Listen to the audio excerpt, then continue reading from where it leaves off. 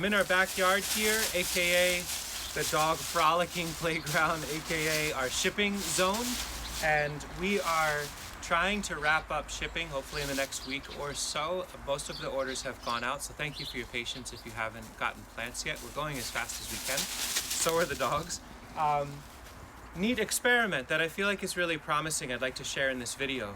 Part of doing the shipping work is that we need to wash plants. We need to wash the soil off of roots. We need to clean them up.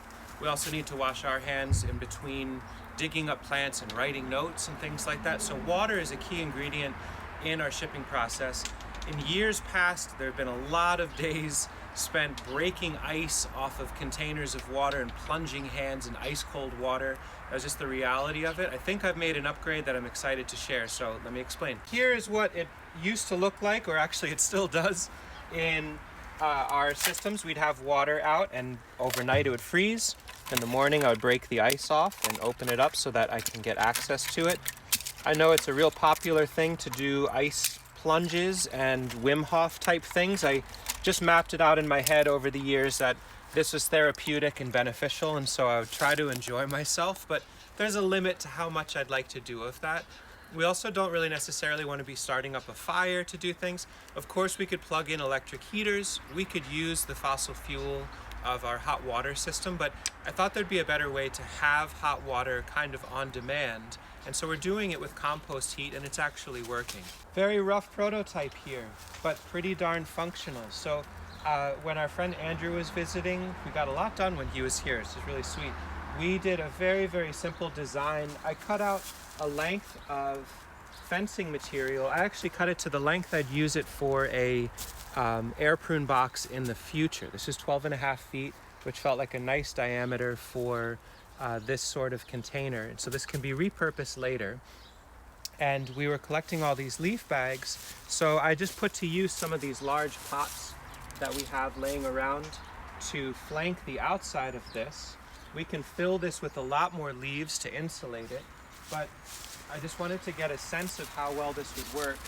And so what we did is fill the interior with layers of leaves and then really lovely rich compost that we had been caching that was filled with red wigglers. So not only is this a compost heating system, but it's also a red wiggler system for the winter.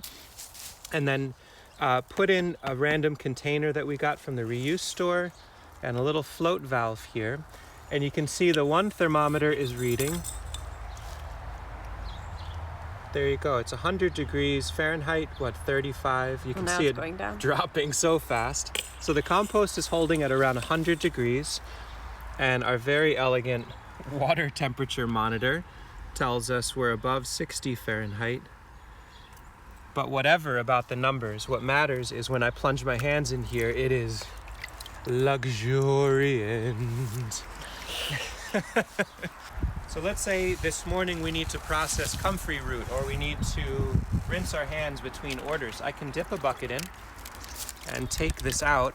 And you can see this little float valve. I talked about this before. Basically, once it goes down a little bit, it'll start refilling.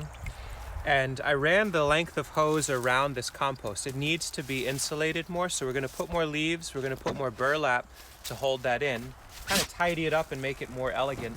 But for a proof of concept, I'm pretty darn happy with the basics. And now we have water that's heated without any fossil fuels or electricity. When we're done, we can pour it onto plants. I'm sure this will cool off over time. I'm not going to get crazy and insulate this container and all that.